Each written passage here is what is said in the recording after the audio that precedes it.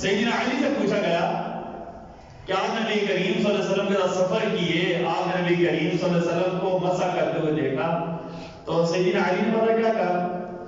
سیدنا علی نے فرمایا اگر دین کا دار و مدار صرف عقل پر ہوتا، یہاں پہ آپ کی خدمت میں ایک بات عارض ہے، ہم کو کبھی جذبات میں عام کرنا ہے، جہاز کو بھی قرآن سے ثابت کرنا شروع ہو جاتے ہیں، میزائل کو بھی قرآن سے ثابت کرنا شروع۔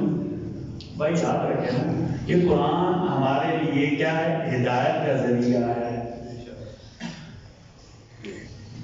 قرآن کیا ہمارے لیے ہدایت کا؟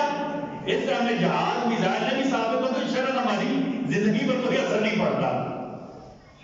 اور یہ پتہ نہیں ایسا تھا کہ ہم کیا شاید کہ ہم یہ کہنا چاہتے ہیں یار انگریزوں نے کوئی ایجاد پائی، وہ بھی ایجاد کے تو دنیا میں نہیں رہتے، وہ ایجاد کے ہم سے پیسے لے کر خریدے گی، کون سی بات ہے؟ دنیا میں ایسے ہی چل رہا ہے۔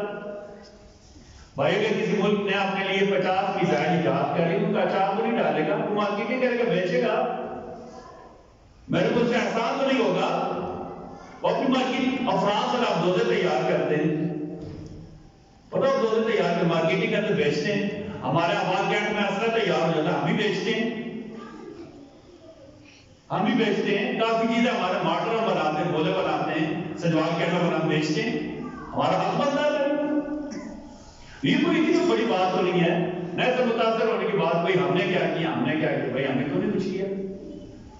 اپنے آپ سے بھی راضی ہوا کرے، اپنے آپ سے بھی کیا ہوا کرے، بھائی اتنے زیادہ مرغوب ہونے کی بات ہے۔ میں نے آپ کو بتا اللہ نے مجھے دنیا کے بہت سارے ملک گھومنے کی توفیق دی ہے۔ اردو میں کبھی سنا دور کے ڈھول سہانے ہوتے ہیں، دور کے ڈھول کیا ہوتے ہیں؟ سہانے ہوتے ہیں۔ اللہ آپ کو بھی باہر جانے کی توفیق دے، پھر ہم اپنے ملک کی قدر آئے، اللہ باہر جانے کی توفیق دے نا، پھر اپنے ملک کی قدر آتی ہے، اپنی مٹی کی قدر آتی ہے۔ تو یار انگلینڈ میں ہو گیا، آپ کو یار بھائی اللہ کا نام ہے، خدا کے لیے یار آپ یقین مانے جتنی خوبیاں، جتنی اچھائیاں، جتنی برکت ہے ہمارے زمین میں ہے نا، شاید ہم کو کہیں اور نہ ملے۔ یہ کیا پتہ نہیں کہ ہم متاثر ہو جاتے ہیں، یا پتہ نہیں ایسا کمزوری یا کوئی مسئلہ ہے ہمارے ساتھ، ٹھیک ہے۔